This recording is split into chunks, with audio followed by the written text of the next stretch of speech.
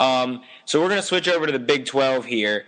There's a lot of teams here whose names come to mind, but I think I want to start off with Oklahoma State and how you think they're going to fare this year without Brandon Weeden and Justin Blackman really running that offense and being the two big playmakers.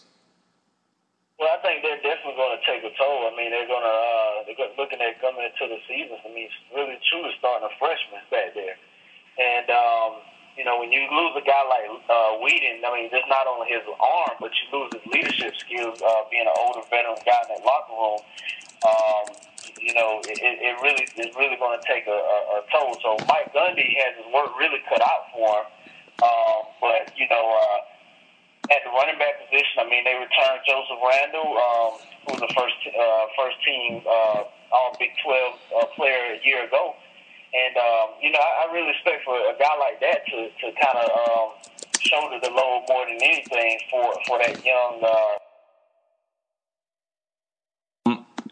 Yeah, it's going to be tough this year without Weeden and Blackman. Blackman was such a dynamic player last year. As if you watch their bowl game against Stanford, it was just a shootout. And Blackman's not there, Weeden's not there. It's just going to be tough on offense for them, I think.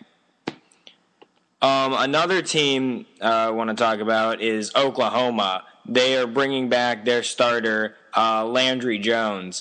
How do you think Oklahoma is going to do this year? Well, I think a lot of people lost a lot of faith in Oklahoma last year. Once Burrows went down, Landry Jones really struggled the latter part of the season to really just complete passes. And then you look at the off-season troubles that they had, having to suspend a couple of their receivers. And the guys actually are back, but they won't be with the team, until maybe mid part of the season. So once again, Landry Jones comes into this season with a little bit of uncertainty, exactly who he's going to throw to.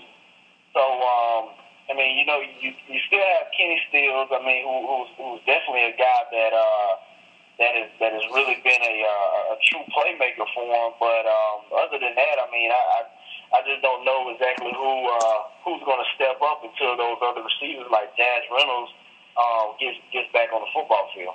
Landry Jones is an elite. I think he's an elite quarterback, or at least he's definitely up there. But it just seems like they don't have, at this point in time, enough talent around him to help him out, and it's just going to be tough. Right now, Oklahoma is ranked at number 4 in the AP top 10 or top 25, and the USA Today poll. Another team in that division that is in the top 25 is Texas at 15. Do you expect Texas to have a chance to win the Big 12, or do you think it's Oklahoma's division? Well, I think Texas need to win the Big 12. I mean, they are in desperate need of a revival down there with what they have had really going on. I think solving this quarterback issue is going to be one of the first things that they need to do. I mean, I know that they're going to go into the season with the starter and David Ash. So, and then you get Malcolm Brown back, who was a really good running back for them last year. The biggest thing that I've seen with them has just really been consistency. They've done some really good things on the football field, but it really boils down to consistency with them. I mean, they just have not been the Texas team that we're used to week in and week out that dominate. And I think at some point, I think we had to really take a step back and look at Texas as almost being like one of the SEC schools on Saturday, because we were so used to them winning. We were so used to them being ranked in the top 5, and then all of a sudden it's like, if any team has plummeted more in the last 3 or 4 seasons, I think you got to look at Texas. But they desperately need to win. I think they'll have a much better season this year. And Matt Brown, he always does a good job. But I mean, he lost some key assistant coaches. over the last couple of years. So, that may be the problem more than athletes right now. One more team that I accidentally skipped over was West Virginia. They are ranked 11, and I think that they could very well fight for this division. Do you think they can outmatch Oklahoma and Texas and Oklahoma State and all those other teams? Well, I actually have West Virginia as kind of being my dark horse team of the conference, and not only the conference but the nation. Dana Holgorsen returns back to a conference that he's very familiar with, so I think you're going to see a lot more high-paced football with this team. He also returns back, every skill position player on that offense. A lot of guys, most of the guys that were key elements to making that offense move last year.